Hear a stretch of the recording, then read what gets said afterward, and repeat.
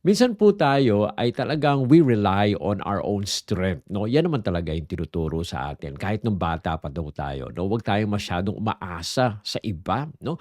Pati lalong-lalo na kung, eto po ay kaya naman natin. Minsan po kasi 'no, sa mga magulang eto ay, nangyayari 'no, dahil sa 'pag nakita nila yung kanila pong mga anak ay, nadapa, talagang takbo agad at, "O ano, anong nangyari?" May mga time naman yung mga magulang ay hinahayaan yung kanila pong mga anak na, maging maayos o kaya naman ma-overcome nila yung mga obstacles na nangyayari po sa kanila. Alam niyo po sa ating Panginoon ay, nais po ng ating Panginoon tayo ay magtiwala po sa Kanya. Sabi po sa Zechariah 4:6 'no, sabi po dito, "Hindi sa pamamagitan ng lakas ni ng kapangyarihan kundi sa pamamagitan ng aking espiritu, sabi ng Panginoon ng mga hukbo." Alam niyo po, pinapangako po ng ating Panginoong Diyos na ang, kanyang mga layunin ay, puro para sa mga tao. Maging lakas 'no, maging tayo po ay makapangyarihan, hindi sa pamamagitan po ng sarili po natin, kundi sa kanyang espiritu. Alam niyo po, may tawag si Zerubbabel 'no, may position siya tungkol diyan. Ang sabi ba, ngunit kulang siya sa yaman, impluwensiya at sigla 'no. Naiwang hindi po tapos ang, templo, hindi dahil sa nabigo ang plano ng Diyos kundi dahil sa umabot na sa hangganan ang lakas po ng tao 'no. Alam niyo po, sa gitna ng panghihinang loob, nagsalita po ang Diyos ng isang pangungusap na tuloy-tuloy na nagbibigay hugis sa buhay po Kristiyano hanggang sa ngayon. Kaya naman kailangan tayo magtiwala sa ating Panginoon. Hindi po kasi sa magitan po ng lakas po natin, kundi sa kapangyarihan ng ating Panginoong Diyos, no? Sa magitan ng banal na Espiritu. Ang sabi ni Ellen White sa Patriarchs and Prophets, page 595, ang lakas ng tao ay kahinaan, ang kapangyarihan ng Diyos ang tunay na lakas. Sa atin po, maraming mga hindi tayo magagawa. Lalong-lalo na, kapag mahina po talaga tayo, sa ating Panginoon wala pong imposible. Maaari tayong, magtiwala sa Kanya. Patuloy tayong humawak at tumawag sa ating Panginoon. Now, tingnan po natin sa ating pong English, ito pong ating text, no? Zechariah 4:6, "Not by might nor by power, but by my spirit, saith the Lord." No? Hindi po sa sarili nating kalakasan, kundi sa kalakasan po ng ating Panginoon. No? Ulitin po natin, Zechariah 4:6, "Not by might nor by power, but by my spirit, says the Lord of hosts." Now, dito po sa teksto na to ay titingnan po natin ang anim, no? Anim na puntos. At gagamitin po natin yung acronym na SPIRIT, no? Dahil sa talagang sa espiritu ng ating Panginoon, meron tayong kalakasan. So ano po yung mga puntos na makikita po natin dito? Yung letter S, una, strength of man is limited. No? Kailangan aminin po natin na merong hangganan po yung lakas po ng tao. No? At nanghihina po naman talaga tayo. Okay? Sunod ay power of position is not enough, no? Yung kapangyarihan ng posisyon po natin, hindi po ito sapat, no? Minsan iniisip natin, I have this power, meron akong office, no? O kaya naman may posisyon ako dito sa church na 'to, no? Kayang-kaya ko 'yan. Hindi po, yung position po natin, hindi po talaga 'yan hindi 'yun sapat, no? Na sabihin natin kayang-kaya po natin. Letter I, intervention of the Spirit is essential, no? Mahalaga po yung pagkilos ng banal na espiritu na tumulong sa atin.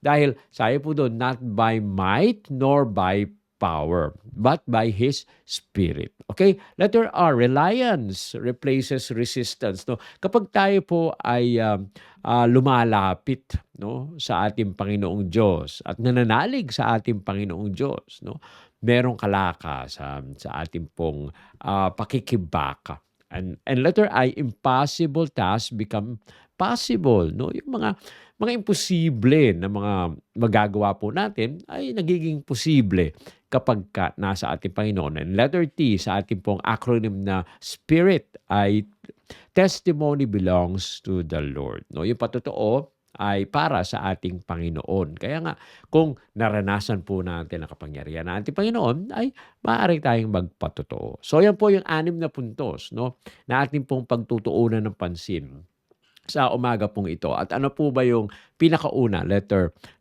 S, doon sa ating pong acronym na SPIRIT. Strength of man is limited. No? Kailangan po maintindihan po natin ito dahil may hangganan. Not by might. No? Hindi sa magitan po ng lakas. Alam niyo po yung lakas ay tumutukoy bilang yaman o yung ating pinapakitang kaalaman, no? At lamang tayo. So, sa iba, iniisip natin, mahina yan sila, mas malakas ako. No?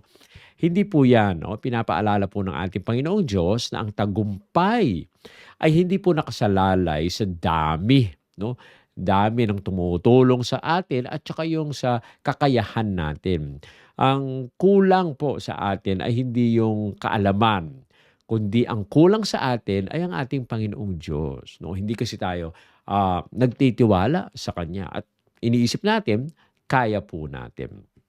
Alam niyo po kasi, namulat po tayo na tinuturuan tayo na maging independent. No?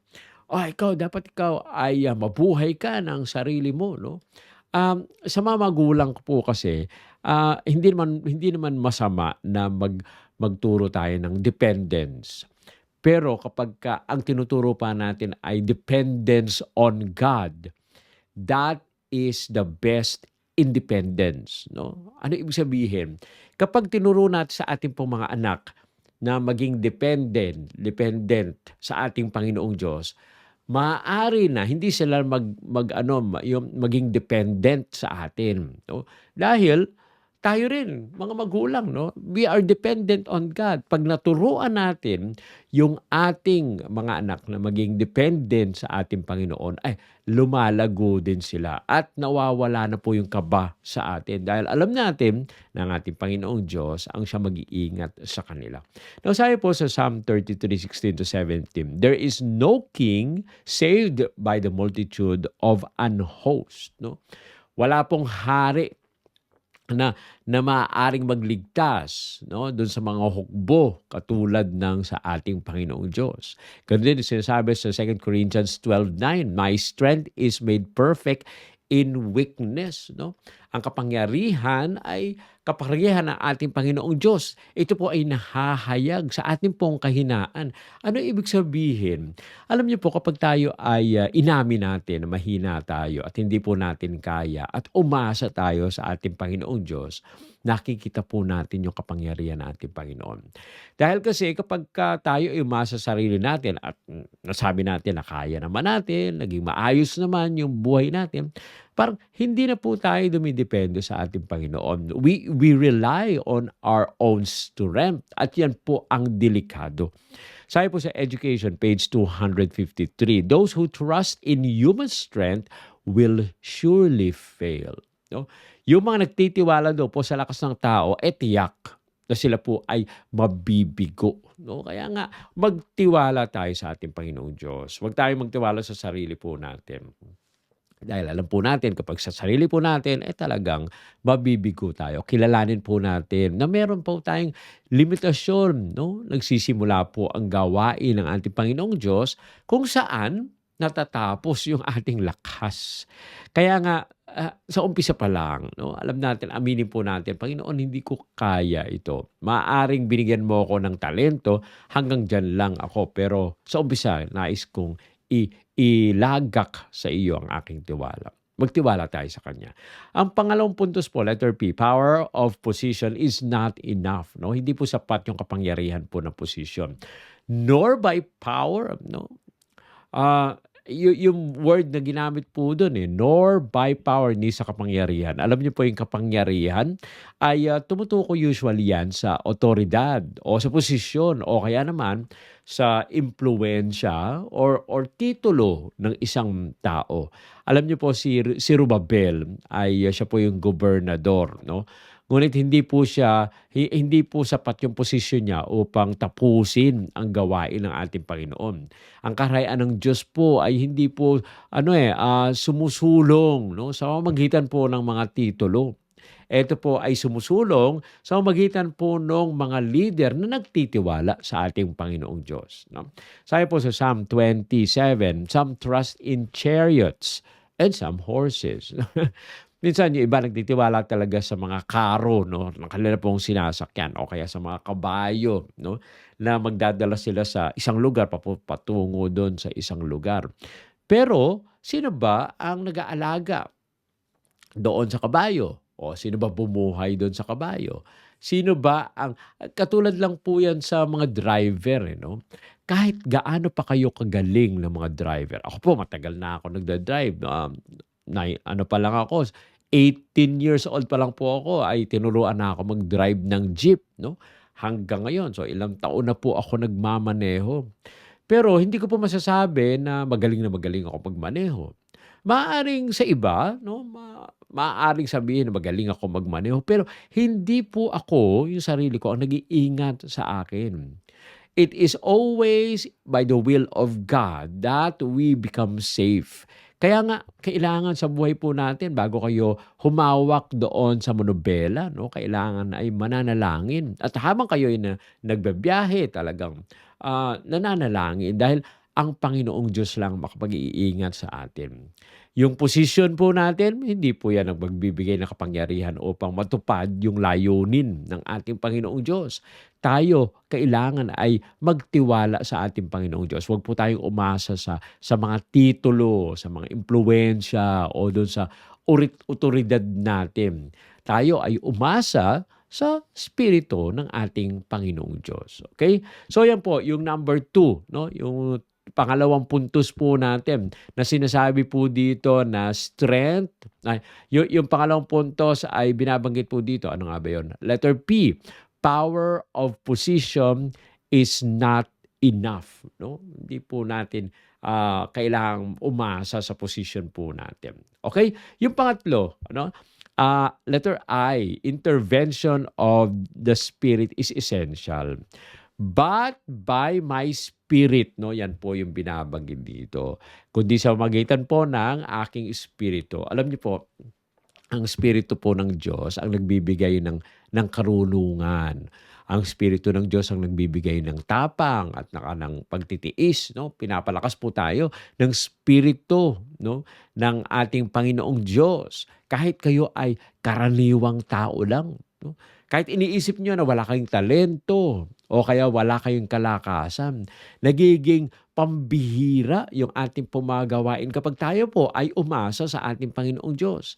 Hindi po natin kayang pilitin o dapat pilitin, no, yung sa sarili nating kakayahan dahil ang tatapos po ng gawain actually ang spirito ng ating Panginoong Diyos. Sabi po sa Acts 1:8, "Ye shall receive power after the Holy Ghost is come upon you." No? Napaganda po na binabanggit po dito, no? Tatanggap kayo ng kapangyarihan kapag dumating ang Espiritu Santo. Yan. Kaya nga, napaka-importante. Tawagin po natin, anyayahan natin ang banal na Espiritu. No? Dahil ang banal na Espiritu, no, ang siyang patuloy na nagpapalakas. Sabi sa Romans 8:11, "The Spirit shall also quicken your mortal bodies." No, bubuhayin at papalakasin at papabilisin ng banal na Espiritu ang katawan po natin na namamatay. Yung banal na Espiritu po ang buhay, no, sa ating pangangatawan at ito po yung kapangyarihan, no, ng ating pong pamilya, ng ating iglesia at ito rin ang tumutulong sa ating pong community. Kaya nga kailangan po, no, tayo po ay manalangin araw-araw, no, para ang kapuspusan no, ng Banal na Espiritu ay sumaatim. Huwag po natin kailanman tangkain na gawin ang mga gawain po ng Diyos na nawala ang Banal na Espiritu. No? Para lang po yung evangelism. No? Kapag kayo po ay nag-evangelize, no, mag-aral kayo kung hindi kayo mananalangin, wala rin po yun. Kung hindi nyo hahayaan yung Banal na Espiritu na kumilos, alam nyo po kahit gaano pa kagaling kayo magsalita, kung ang Banal na Espiritu ay hindi kikilos, ay wala pong tatanggap, no, ng pabalita ng ating Panginoong Diyos. Pero kahit kayo po ay hindi magaling, kahit halos hindi maintindihan yung sinasabi po ninyo, pero kung kayo ay puspusan Banal na Espiritu, dahil kayo ay laging nananalangin, hinihiling ang kapangyarihan ng Banal na Espiritu, no? Kahit pa yung mga tao ay inaantok, kasi sasabihin hindi na nila naintindihan yung sinasabi mo. Ang Banal na Espiritu pa rin ang kumikilos sa mga puso. It is not because of the eloquence of the speaker that people are changed. It is always through the power of the Holy Spirit. So, hindi po dapat tayo aasa sa sarili po natin dahil wala po tayong magagawa kung hindi kikilos ang Banal na Espiritu sa mga puso na ating pong kinakausap. Kaya kahit simpleng pakikipag-usap lang, no, palitan lang ng kuro-kuro o ng mga isipan o mensahe, no, kailangan nananalangin po tayo. Lalong-lalo na kung hindi natin alam yung sagot. Manalangin tayo sa Panginoon, nabigyan tayo ng kapangyarihan at malaman yung sagot. Okay, so sunod po yung number 4. Letter R, reliance replaces resistance. No? Alam nyo, kapag tayo po ay nagtiwala sa Banal na Espiritu, nababago po yung ating pong pagtugon. No? Lalong-lalo na kung haharap tayo sa mga hadlang at saka sa mga problema. Kapag yung sarili po natin ay umaasa sa ating Panginoong Diyos, nakikita po natin yung mga hadlang ay humihina. No? At tayo po ay lumalakas sa ating pong kalooban. Kapag ang Espiritu, no, ay nandyan at inaasahan po natin ang Banal na Espiritu, no, tayo po ay humaharap na may tapang sa mga pagsubok. Ginagawa ng Banal na Espiritu na ma-overcome po natin yung takot na ating pong nasa kalooban. Sabi po sa Zechariah 4:7, who art thou, O great mountain? Before Zerubbabel, thou shalt become plain. No, napakalakas, no, ng fighting spirit nitong si Zerubbabel. Dahil ang bundok na ito ay magiging patag, ang sabi niya sa kapangyarihan natin Panginoong Diyos. Ganun din po sa Philippians 4:13, I can do all things through Christ who strengthens me. No? Sino daw magpapalakas sa atin? O ang Panginoong Hesukristo ang siyang nagpapalakas sa atin sa tulong ng Banal na Espiritu. Kaya nga kung haharap tayo sa mga hirap, no, na mararanasan natin sa buhay, magtiwala tayo sa ating Panginoon. Dahil ma-overcome po natin yung mga difficulties na yan kapag tayo ay nasa ating Panginoon. Itigil po natin na makipaglaban, no, ng sarili nating lakas. Hayaan po natin na tayo po ay magtiwala sa ating Panginoong Diyos dahil siya ang magpapalakas sa atin. Ano pa? Yung puntos, number 5, no? Letter I, impossible task become possible. No? Kapag tayo ay umasa sa ating Panginoon, yung mga imposible na ating pong mga gawain ay nagiging posible. No? Dahil inaalis po ng Banal na Espiritu yung mga bundok or pinapalakas po tayo at tayo ay maka-overcome doon sa mga bundok na yon. Hindi po laging inaalis actually ng ating Panginoong Diyos yung mga hamon, ngunit tinitiyak po ng ating Panginoong Diyos na tayo po ay magtatagumpay dahil yung Banal na Espiritu po ang kumikilos sa atin tuloy-tuloy, no? Na merong layunin na tayo po ay samahan at gabayan. Tiyak po kasi na matatapos ang gawain na sinimulan ng ating Panginoong Diyos. Sabi po sa Matthew 19:26, with God, all things are possible, no? Sa Diyos lahat po ay ang lahat ay na imposible ay nagiging posible, no? Hindi po sa atin siguro maiisip po natin na hindi ko kaya 'yan, mahirap 'yan. Wala pang nakakagawa niyan, no? Pero sa ating Panginoong Diyos yung mga imposible sa atin ay posible sa ating Panginoong Diyos, no? Sabi pa sa Philippians 1:6, "He which hath begun a good work will perform it," no? Siyang nagsimula ng mabuting gawa sa atin, no? Siya rin po kasi ang tatapos yan. Ang sinimulan po ng ating Panginoong Diyos, no? Kanya pong tatapusin.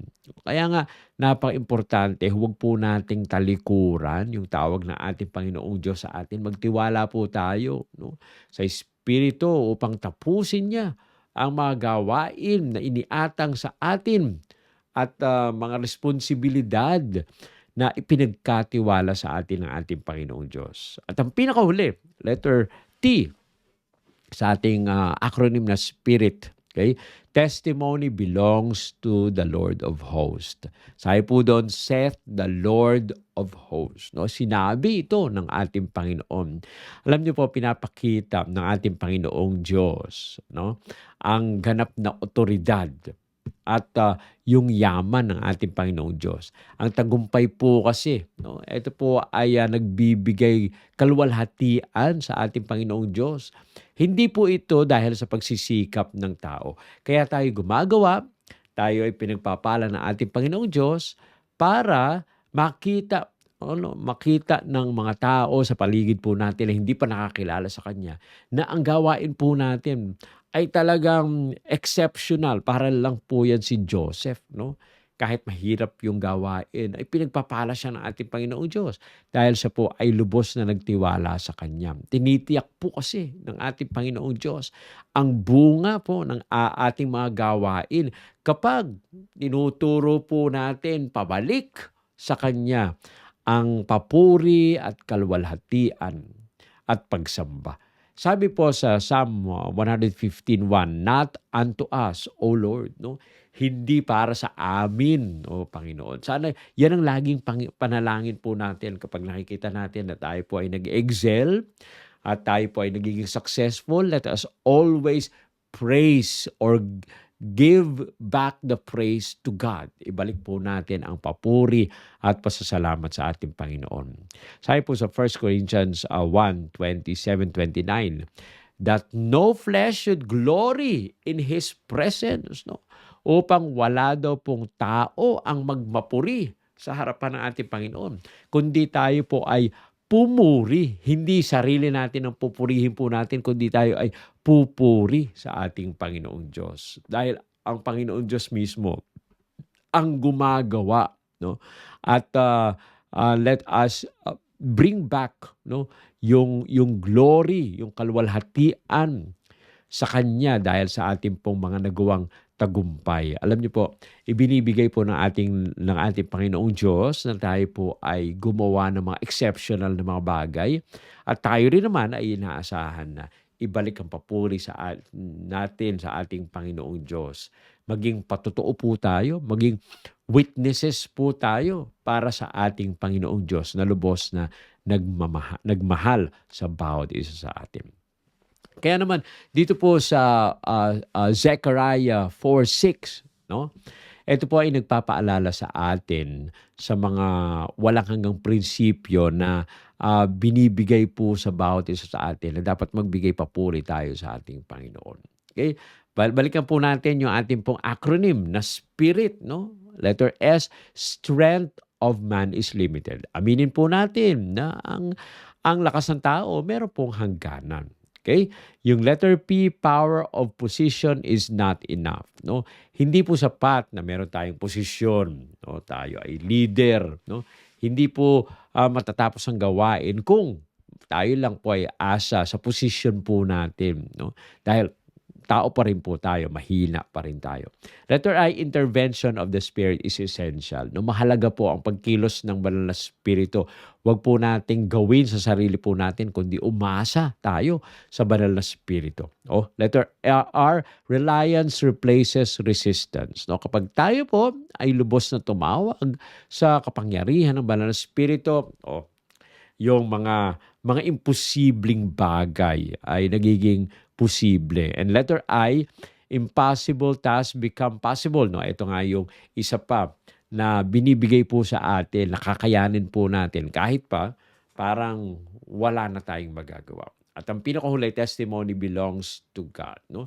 Ang patotoo ay para sa ating Panginoong Diyos. Kung nakaranas po kayo ng mga exceptional, mga miracles, no? Ating pong purihin ang ating Panginoon at ipangalandakan po natin sa mga tao na ang ating Panginoon ang siyang naggumawa ng mga bagay nito. Kaya nga, sa ating pong buhay, no, ano po natin, patuloy nating paliwanagin yung ating pong papuri sa ating Panginoon. No? Ibigay po natin sa Kanya ang lahat ng papuri at pasasalamat. Ganyan din po, no, ang nais na gawin ng Banal na Espiritu sa bawat isa sa atin. Alam niyo po, kapag tayo ay humble, no, kapag binabalik po natin yung papuri sa ating Panginoon, it is also by the Holy Spirit na tayo rin po ay itatanyag. Pero kailangan rin na tayo po ay maging mapagpakumbaba. Ang Banal na Espiritu po ang ating pong tagapagpala. No? Hindi po dahil sa sarili nating lakas, hindi sa kapangyarihan natin, kundi aminin po natin palagi na ito ay laging sa magitan ng Banal na Espiritu. Okay? Tayo po ay manalangin. Ama namin banal, Diyos na nasa mga langit, muli po kaming nagpapasalamat na kami ay inyong sinasamahan, ginagabayan. Na kahit imposible ang mga ilan sa mga gagawin po namin, alam po namin ang Banal na Espiritu ang nagpapalakas sa amin. Kaya naman, binabalik po namin ang papuri at pasasalamat sa inyo. Samahan kaming palagi sa aming pong buhay. Maraming salamat sa pagdinig sa aming dalangin sa pangalan ni Jesus. Amen. Amen.